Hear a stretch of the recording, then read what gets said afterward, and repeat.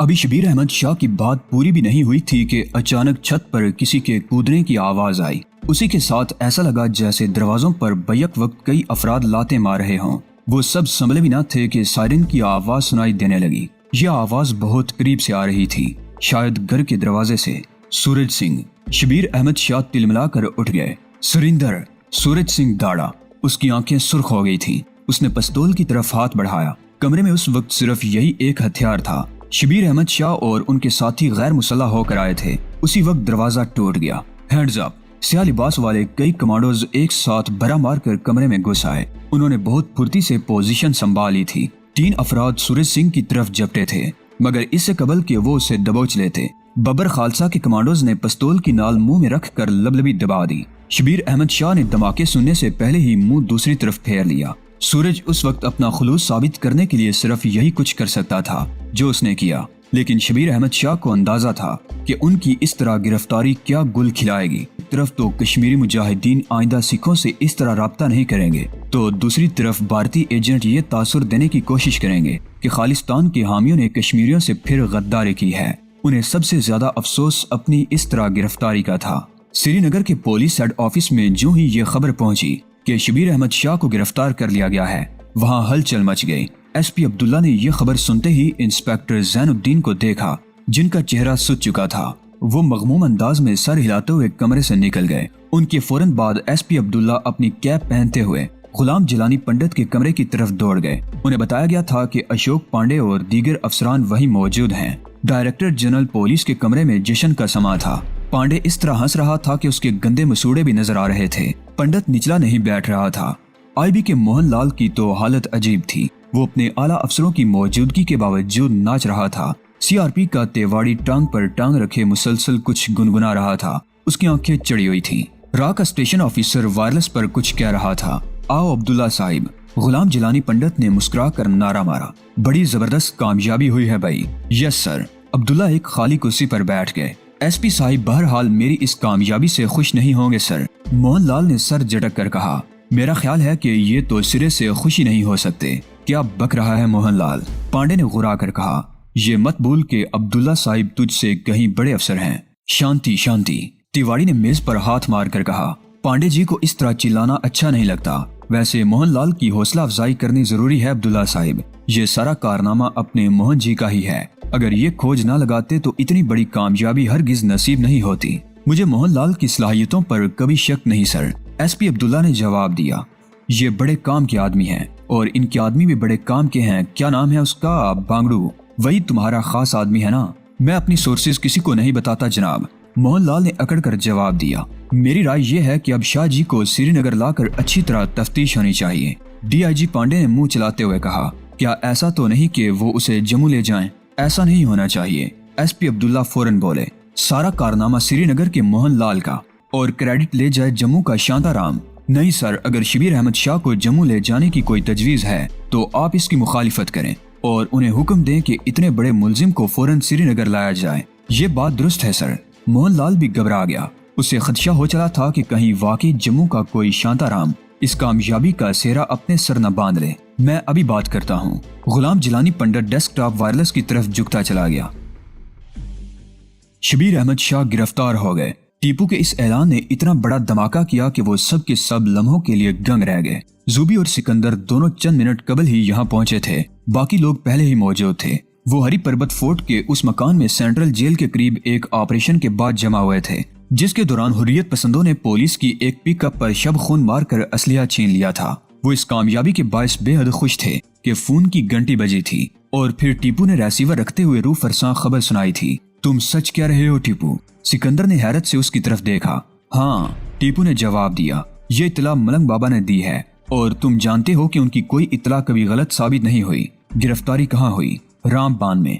मेरे खुदा, तब फिर वो उन्हें जम्मू ले जाने की कोशिश करेंगे। सिकंदर बेचैन हो गया। ऐसा नहीं होना चाहिए। शबीर अहमद शाह को श्रीनगर लाने घंटी बज रही है भाई। जूबी ने टेलीफोन की तरफ इशारा करते हुए कहा। टीपू ने लपक कर रिसीवर उठा लिया। दूसरी तरफ मलंग बाबा ही था। वो श्रीनगर लाया जा रहा है लड़के। ये एक जुमला कहकर राब्ता मुनक़ता कर दिया गया। टीपू ने सिकंदर के शाने पर हाथ रख दिया। शाह साहिब को श्रीनगर में लाया जा रहा है।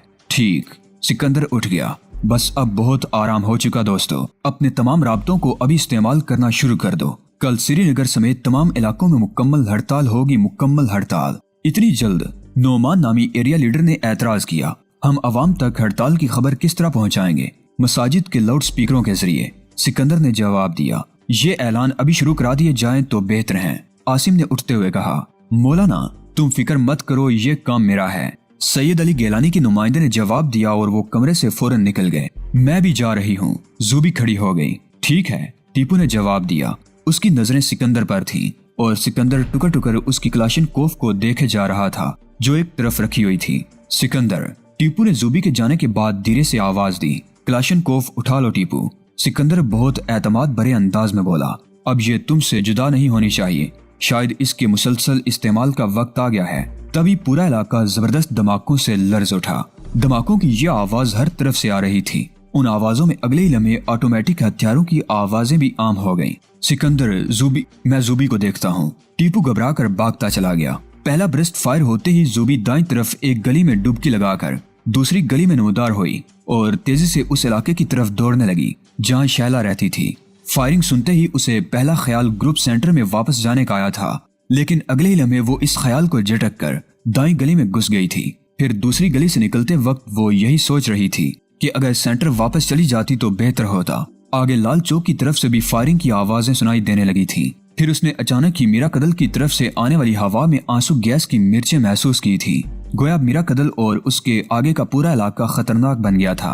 वो चंद लम्हों तक एक दीवार से टेक लगाकर सोचती रही। उस वक्त उसके चारों तरफ अफरा तफरी मची हुई थी। लोग बुरी तरह भाग रहे थे।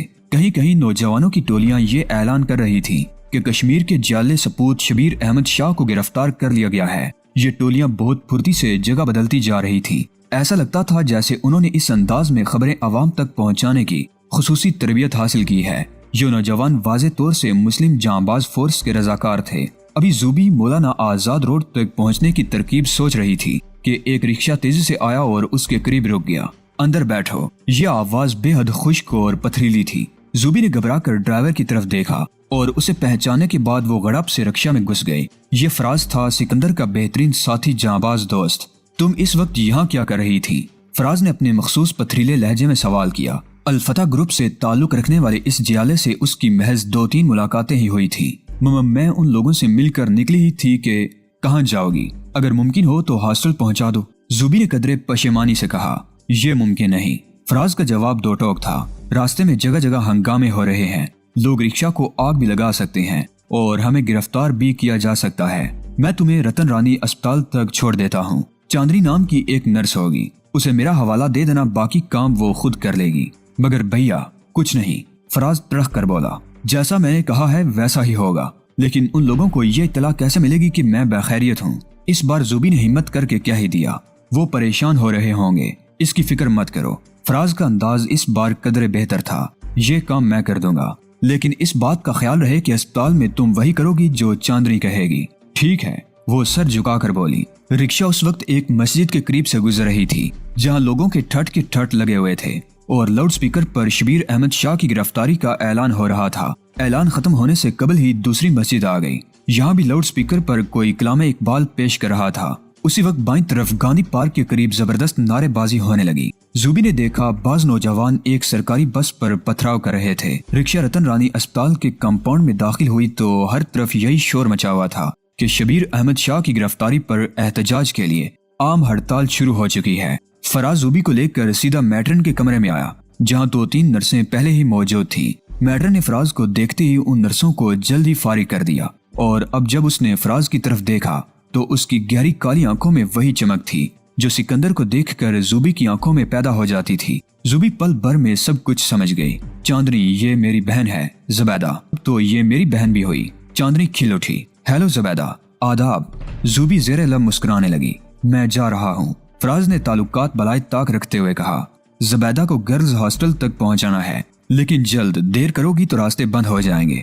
तुम फिक्र मत करो। चांदनी संजीदा सी हो गई। चाय नहीं पियोगे? तुम्हें शहर के हालात मालूम है? वो गुस्सीले अंदाज में उसे घूरने लगा।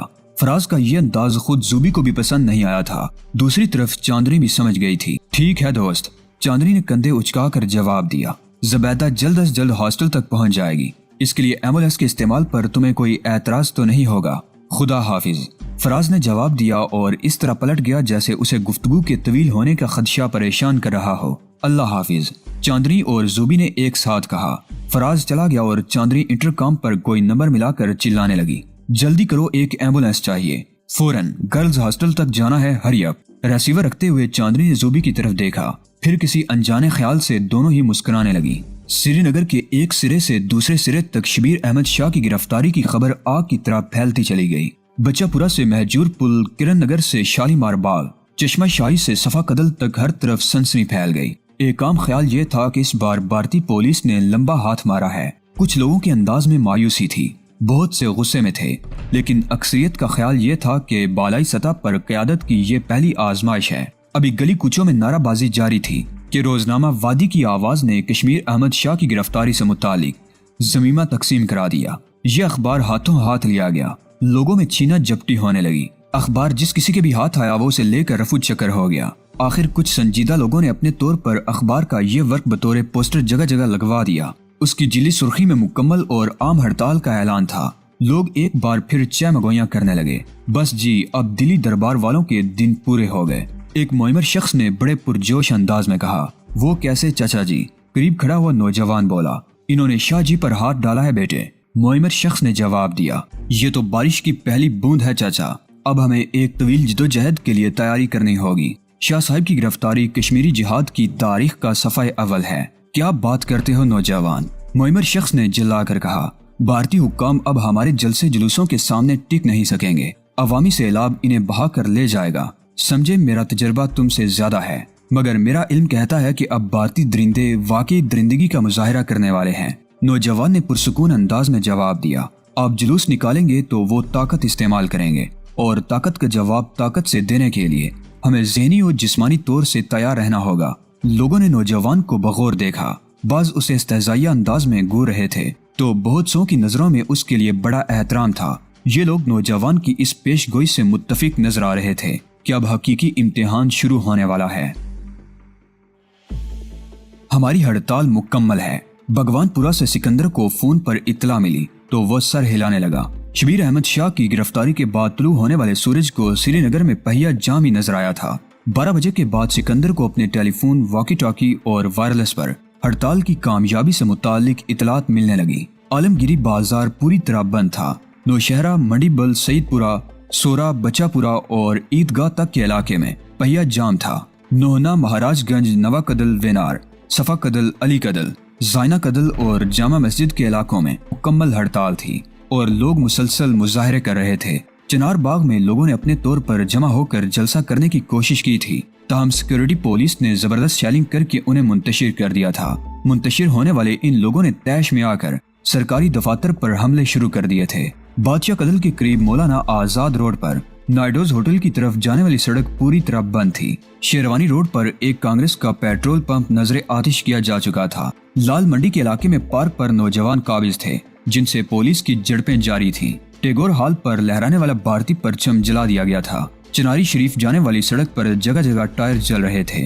رام باغ پر پولیس اور نوجوانوں کے درمیان 1 گھنٹے تک آنکھ مچولی ہوتی رہی تھی، لیکن اب یہاں پولیس فائرنگ کے بعد سکوت طاری تھا۔ سکندر کو ملنے والی اطلاعات کے مطابق اس علاقے میں نوجوان نئی صف بندی کر رہے تھے۔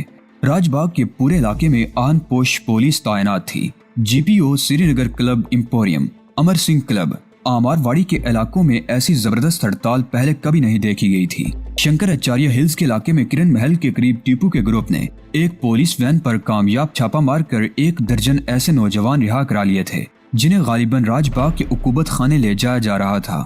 ان نوجوانوں کو فی الفور محفوظ مقامات پر پہنچا دیا گیا تھا۔ سکندر ٹیلی فون سن کر چاٹ بناتا رہا۔ اسے سب سے زیادہ خوشی اس اطلاع پر ہوئی تھی کہ شبیر احمد شاہ کی گرفتاری کے خلاف اس عوامی رد عمل میں شاہ صاحب کے مخالف گروپ بھی شامل ہیں، بلکہ مسلم جانباز فورس سے زیادہ سرگرم ہیں۔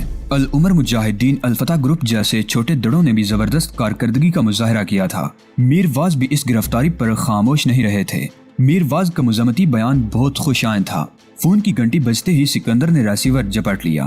یس، اس کے انداز میں تھکن نہیں تھی۔ پولیس والے فائرنگ کر رہے ہیں، انہوں نے کئی مقامات پر فائر کیے ہیں۔ دوسری طرف سے بتایا گیا، اپنے لوگوں سے کہو کہ وہ خود کو محفوظ رکھیں۔ سکندر نے جواب دیا، میں کمانڈر سے رابطہ کر رہا ہوں تاکہ وہ نئی حکمت عملی پر عمل کر سکیں۔ فائرنگ کا سن کر سکندر سلگ اٹھا تھا۔ واکی ٹاکی پر اس نے فوراً ٹیپو سے رابطہ کیا۔ وہ شاید زیادہ دور نہ تھا، وگرنہ واکی ٹاکی پر رابطہ نہیں ہو سکتا تھا۔ مجھے سب کچھ معلوم ہے چیف۔ ٹیپو کے لہجے میں بڑی رسانیت تھی۔ وہ لوگوں کو قتل کرنے کے ارادے سے نکلے ہیں۔ تیواڑی ان کی قیادت کر رہا ہے۔ ڈی ایس پی اصغر سورج سنگھ بدر عالم اور اس کے ساتھی خونخوار کتوں کی طرح گھوم رہے ہیں، خارش زدہ کتوں کی طرح۔ میرا خیال یہ ہے کہ جہاں باز فورس والوں نے کئی علاقوں میں ان پر جوابی ضرب لگائی ہے اور الفتح والے سورج سنگھ کا تعاقب کر رہے ہیں۔ شاہ صاحب کی کیا خیر خبر ہے؟ وہ سری نگر پہنچ چکے ہیں، ٹیپو نے جواب دیا۔ ایک گروپ نے انہیں بانیحال پر پولیس کی حراست سے چھڑانے کی منصوبہ بندی کی تھی، لیکن شاہ صاحب کی زندگی کو لاحق خطرے کے باعث اس منصوبے پر عمل نہیں ہو سکا۔ ادانتی پورہ میں بھی ایک گروپ مستعد تھا، لیکن جانباز فورس کے جوانوں نے اس قسم کی کسی بھی آپریشن کی یہ کہہ کر مخالفت کی کہ یہ پولیس کراس فائرنگ کا الزام لگا کر شاہ صاحب کو راستے سے ہٹا سکتی ہے۔ پامپور کی یونٹ کی اطلاع کے مطابق شاہ صاحب کے باقی ساتھیوں کو وہاں سے ایک الگ گاڑی میں بٹھا کر لے جایا گیا ہے۔ یہ گاڑی گلمرگ کی طرف گئی تھی۔ ٹیپو نے مزید کچھ باتیں کر کے رابطہ منقطع کر دیا۔ اس وقت ٹیلی فون کی گھنٹی بج رہی تھی۔ لال چوک پر بم پھٹا ہے، کسی نے پھنسی پھنسی آواز میں کہا۔ بم تاک کر پھینکا گیا تھا ریزرو پولیس کی گاڑی پر، لیکن گاڑی اس وقت خالی تھی۔ اس کے پرخچے اڑ گئے ہیں۔ تم محفوظ ہو؟ سکندر نے عاصم کی بناوٹی آواز بھی پہچان لی۔ 100%۔ اب میں سوناوار باغ کی طرف جا رہا ہوں، وہاں میری ضرورت ہے، عاصم نے جواب دیا۔ سکندر نے ایک طویل سانس لے کر رابطہ منقطع کر دیا۔ اگلے چند گھنٹوں میں اسے عوامی مزاحمت کی مزید خبریں مل چکی تھیں۔ سوپور میں ایک مرکز دستکاری کی چھت سے مظاہرین پر پتھراؤ کیا گیا تھا۔ مشتعل لوگوں نے اس مرکز کو پھونک ڈالا۔ بارامولہ میں شیپ ہنر بینڈری ہاؤس پر ایک جلوس نے دعویٰ بول دیا، جہاں ریزرو پولیس کے دستوں نے مورچہ بنا کر فائرنگ کی تھی۔ اس فائرنگ سے کئی افراد زخمی ہوئے تھے۔ زخمیوں کی حالت دیکھ کر لوگ گھروں سے نکل آئے اور انہوں نے عمارت کی اینٹ سے اینٹ بچا دی، جبکہ پولیس والے پسپا ہو گئے۔ پلوامہ میں ایک پولیس کیمپ پر حملہ کیا گیا جو اسکول کی عمارت میں قائم تھا۔ رتنی پورہ میں پولیس کے دستوں نے جب ایک گرلز اسکول کی چھت پر چڑھ کر شیلنگ شروع کی تو لوگ عمارت میں گھس گئے۔ پہلگام میں لکڑی کا ایک پل تباہ کر دیا گیا جسے پولیس اپنی نقل و حرکت کے لیے استعمال کر رہی تھی۔ پہلگام، سکندر نے آنکھیں موند لیں۔